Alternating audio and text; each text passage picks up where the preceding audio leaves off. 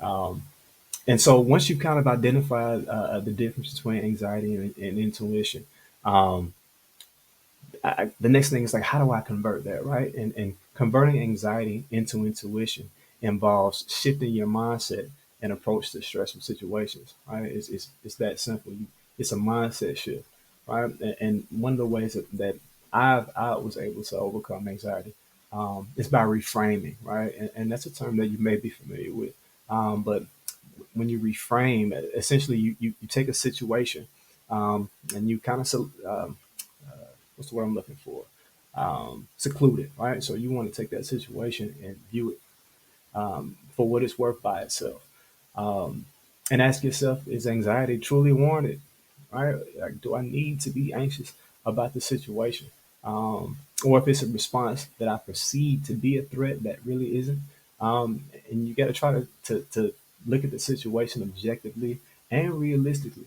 Um, so that's definitely one of the ways that I've been able to overcome anxiety is to take a situation.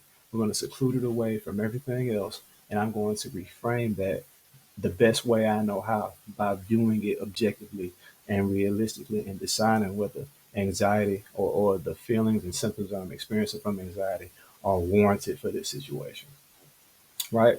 The second thing is focus on action, right? So one of the things that you can do is shift your focus from worrying, right, to taking productive action, right? So you want to break down the problem into manageable steps and concentrate on what you can control. So you want to look at this scenario situation and you want to lay it out everything that needs to be done, right, in sequential order. And then from that point, you want to look at everything that you can actually control. Like, what can I physically, mentally, spiritually affect right now, right? And the things that you can do right now, you do those things. And the things that you cannot do right now or you cannot do at all, they are what they are. You control the controllables. And after time and time and time again of handling things like this, that anxiety that you had about situations now becomes intuition. Now it becomes that gut feeling that you're seeing it again, right? You're seeing those precursors and signs. So now you know how to act, um, you know, before a situation transpires, as opposed to being or while the situation is happening, as opposed to being reactive after the situation has already happened to you.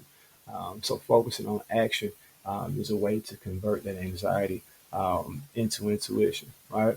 One of the most important things you can do is practice active listening. Um, and I'm sure we've heard the term of active listening before, maybe not in the sense of intuition, but when you listen to your instincts during a conversation or a meeting, sometimes your gut feeling can provide valuable insight that your conscious mind might miss. So just pay attention. Right? Listen to understand, right? You've heard that before, as opposed to listening to respond.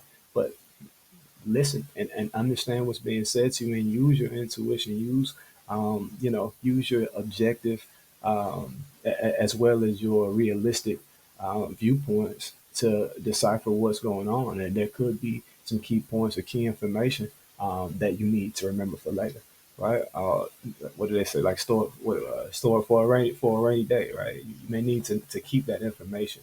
So just practice active listening and see if you can gain some insight just from your everyday or your um, you know entrepreneurial or business related conversation, right? And test and validate, right? So everything, everything in my opinion uh, that I stand on, I've tested and it's been proven, right? And I kind of have done that with anxiety as well to turn that anxiety into intuition.